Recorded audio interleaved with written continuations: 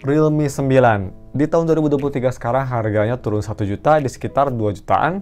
Menurut gue ini HP bisa bersaing dengan even Realme 10 dan kalian mungkin gak ada alasan untuk nge-upgrade ke Realme 10 karena ada fitur lebih baik di Realme 9 daripada Realme 10 dan juga sebaliknya. Yuk mari kita langsung review Realme 9.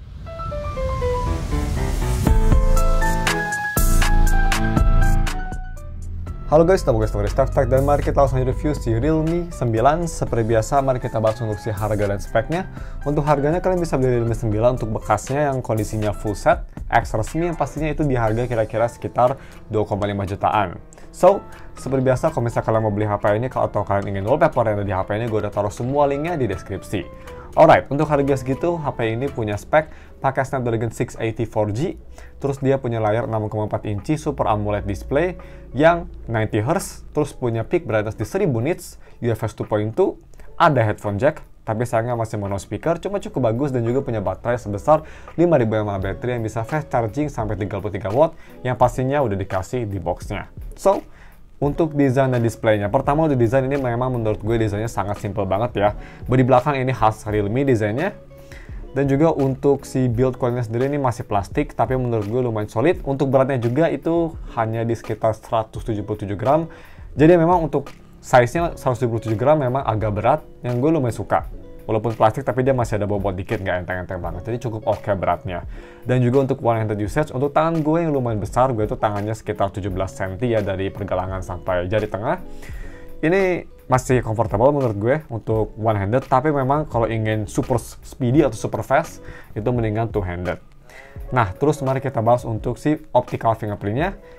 Ini menurut gue sangat bagus banget. Memang bisa kita lihat kecepatannya agak sedikit lama dibanding HP zaman sekarang, tapi yang gue suka ini sangat akurat dan bener-bener reliable banget.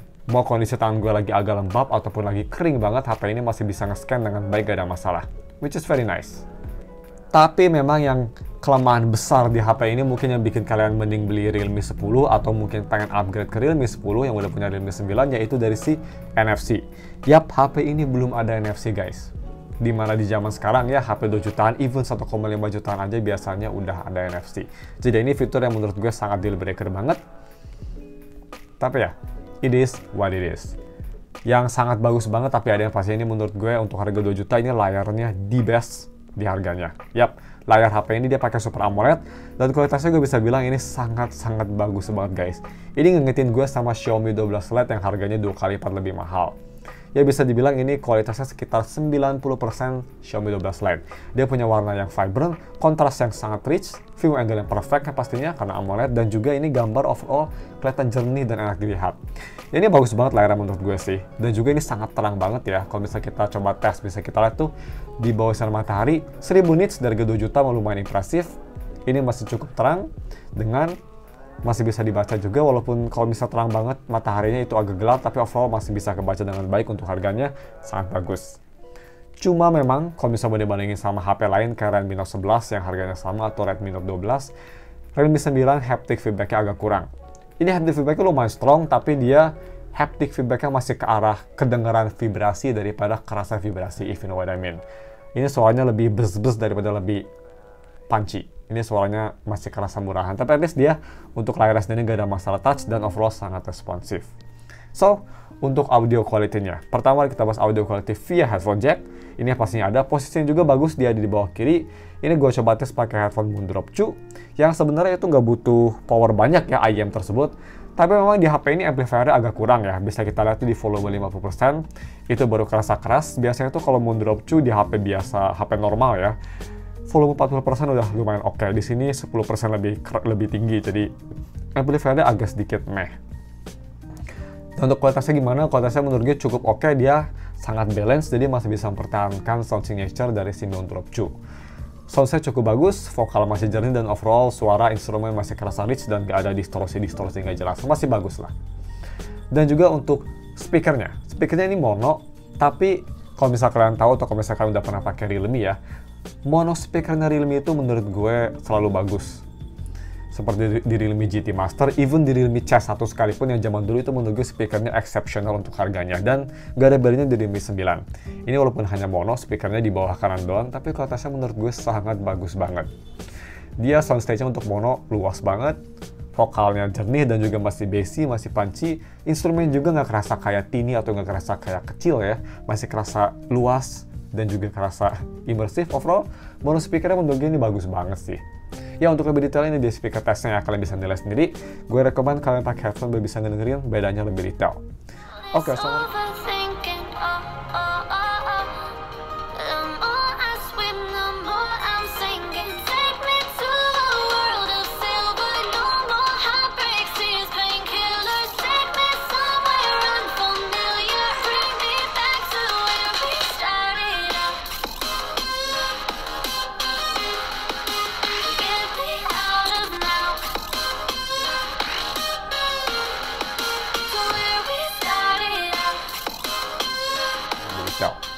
Oke, so mari kita moving on ke faktor yang menurut gue HP ini lebih worth it daripada Realme 10. Kameranya.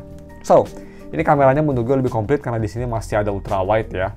Ultra wide-nya tapi hanya 8 megapiksel aja, tapi at least ada kamera ultra wide dan main kameranya itu di 108 megapiksel, lebih besar sensornya daripada, bukan sensor ya, megapikselnya lebih besar dari Realme 10 dan juga dia makronya ada makro juga yang lumayan useless, hanya 2 megapiksel.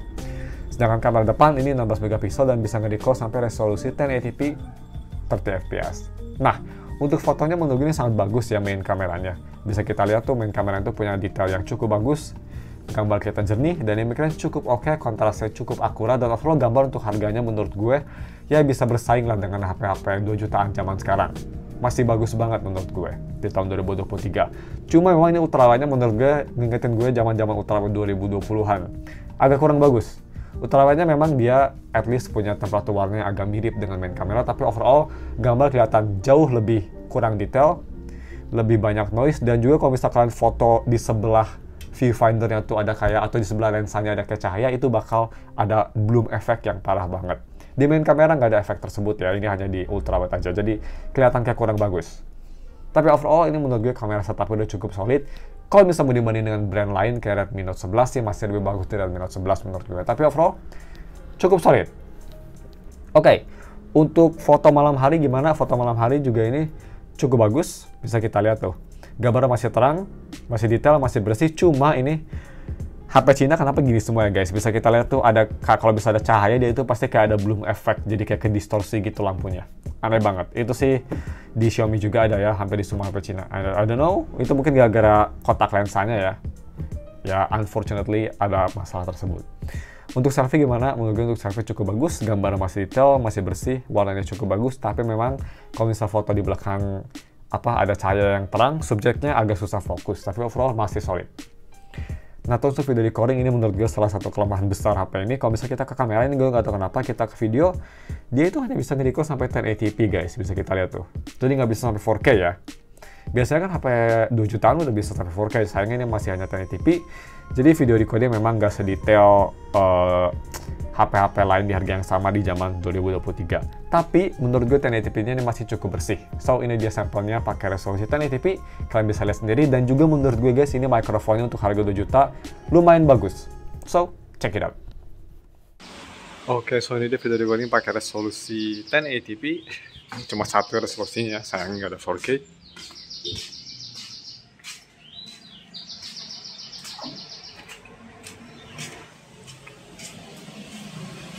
Kalau bisa tahu suara mic-nya, menurut gue tuh harga 2 jutaan ini one of the best ya, suara mic-nya cukup bagus.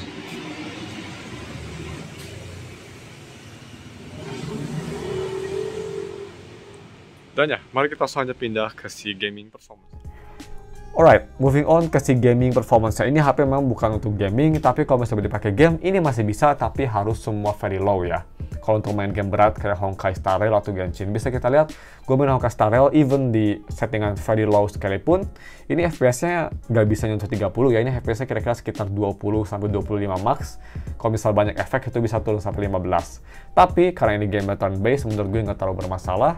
Dan juga at least dia HP-nya nggak cepet panas, mau selama apapun mainnya, dan juga dia itu nggak ada stutter ya, cuma nge-lag aja, cuma FPS slow aja. Ya overall masih solid lah, tapi gue sih mending rekomend kalian main game yang mid aja daripada yang high-end. Dan untuk main game rhythm gimana? Gue bisa bilang ini untuk main game rhythm sangat responsif banget, gak ada masalah sama sekali. Gue rasa ini main game rhythm lebih enak dari Xiaomi ya, gak tau kenapa dari HP Xiaomi. Mungkin gara-gara dari MIUI-nya, kerasanya kayak lebih responsif dan lebih tactile aja gitu, kayak lebih sensitif lah, I don't know why. Tapi overall megang rhythm gak ada masalah di difficulty tinggi sekalipun. Nice.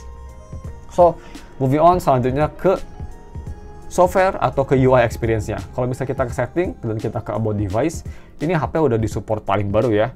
Realme UI 4.0 berbasis Android 13 dan juga security patch-nya udah di bulan Mei. Ya udah cukup baru, masih baru banget, dan ini main pasnya masih disupport sampai Android 14 kalau nggak salah. Masih bagus banget menurut gue untuk software supportnya, ini nggak ada masalah sama sekali. Dan juga untuk Realme UI gimana? Gue terakhir pakai Realme UI ya, itu di Realme UI 2.0 kalau nggak salah. Udah lumayan lama, dan Realme UI 4.0 memang ini kerasa lebih, kerasa lebih refine, kerasa lebih solid. Ngingetin gue kayak One UI 1.1, atau One UI 1.0 dan juga One UI 3.0. Kerasanya tuh kayak lebih refine aja daripada Realme UI 2.0 sih ini overall. Dari notification center, semua kerasa lebih refine, dan memang ini kayak OnePlus ya, karena kan memang OnePlus sama Oppo udah nyatu, jadi dia OS-nya mirip. Contohnya kalau misalnya kita lagi nge-lock dan kita lagi ke-lock screen-nya, bisa kita lihat tuh. Ini warna OnePlus banget ya. Ya sampai sekarang gue memang masih benci dan masih dendam ke Oppo kenapa dia nyambut Oxygen OS, tapi ya karena Oxygen OS menurut gue masih the best ya untuk skin UI, masih the best. Sayangnya Oppo nggak tahu mikirnya apa, stupid, dihapus. Jadi memang kurang populer juga di luar negeri OnePlus gara-gara di-replace sama stupid Oppo UI atau Realme UI. Anyway, cukup aja range-nya, ini bukan HP OnePlus. Untuk Realme UI menurut gue ini masih cukup solid, masih cukup oke lah. Memang ini kerasanya kayak lebih berat daripada ini kerasanya kayak lebih berat daripada Xiaomi MIUI, nggak tahu kenapa. Kalau dipakai buat itu di usage ya, ini kan chipsetnya sama kayak Redmi Note 11. Kerasanya ini memang agak sedikit nge-lag, tapi overall masih cukup solid lah. Launching aplikasi lumayan cepat, super cepet. Navigasi OS sedikit lag awal-awal tapi masih smooth. Navigasi aplikasi juga awal-awal sedikit lag, tapi setelah full load dia lumayan smooth. Jadi ya untuk performance masih lumayan oke di harganya. Tapi not the best, nothing special ya. Dan juga untuk si multitasking juga masih solid banget karena dia RAM 8GB, jadi nggak ada masalah sama sekali. Nah terus untuk si DRM info, buat yang penasaran, kalau kita ke DRM info, kita scrolling ke bawah. Di sini sudah di wideband 1 dan juga udah support HDR10 dan juga wide color game mode. Jadi udah solid lah. Ini layarnya memang menurut gue guys, layar Realme 9 itu one of the best aspek ya kalau misalnya dibandingin sama brand lain, mau dibandingin sama Redmi Note 11 atau even 11 Pro, menurut gue sih ini layar masih jauh lebih baik. So, sebelum kita pindah ke baterainya, untuk si speed testnya sendiri, kita tes ini pakai Wi-Fi Biznet 5 GHz, speed gue 200 MB, dan HP ini memang HP yang sangat impresif banget guys. Ini satu-satunya HP budget yang bisa nyampe speed segini. Biasanya HP budget harga segini tuh dia hanya bisa nyampe kira-kira 50-100 maksimum. Even HP flagship sekalipun beberapa kayak Xiaomi 12, Poco F4 GT itu hanya bisa nyentuh sekitar 100-50-an. Ini speednya bisa sampai 240 upload 161. Ya ini plus point paling besar ya. Ini mungkin gara-gara Realme UI ya, jadi lebih bagus daripada MIUI untuk Wi-Fi. I don't know. Solid banget ini. Sangat solid ke HP flagship speednya. Oke, so last but not least, kita langsung aja tes untuk baterainya. Gue udah tes, ini baterainya sangat impresif. Ya mungkin gara-gara chipset yang sangat efisien, 680 ditambah lagi layar kecil, dan juga baterai yang besar 5000 mAh, ini baterai life bisa tahan 2 hari, no problem. Even dipakai dengan game, itu masih bisa bertahan 1,5 hari guys. Sangat impresif sih ini. So ya, overall baterainya solid banget, dan juga charging speednya itu 33 watt, jadi ngisinya juga masih cepat, cuma sekitar 1 jam 50 menit juga udah penuh dari 20%. Very good. So, sebelum kita masuk ke konklusinya, kita bahas kelemahannya karena ada beberapa. Yang pertama menurut gue yang sangat besar ini kelemahan dari HP ini, yaitu dari si NFC-nya. Sayang banget di harga sini gak ada NFC. Menurut gue kalau misalnya Realme 9 ada NFC ya, nggak ada alasan buat beli Realme 10 sih. Tapi ya, satu-satunya alasan sih buat beli Realme 10 menurut gue dari si NFC-nya. Ini memang HP kelemahannya gak ada NFC, dan kedua ini kelemahan yang cukup besar juga, video recordingnya hanya di 1080p. Yikes. Kalau bisa 4K aja kayak di Realme 10, I think it would be great, tapi ya sayang sekali ini hanya bisa di 1080.